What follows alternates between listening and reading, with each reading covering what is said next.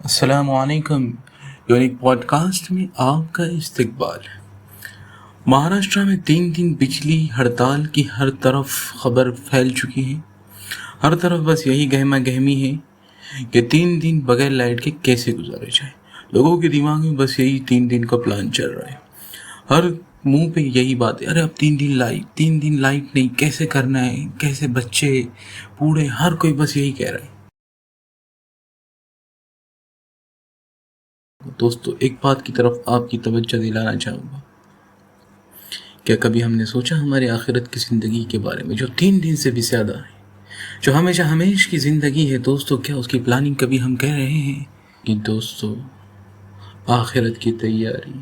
قبر ہمیں پکار رہی ہے، قبر ہمیں ہمارے پیر لٹک رہے ہیں، لیکن اس کی تیاری کیوں نہیں؟ کیوں ہم اتنی غفلت میں ہیں؟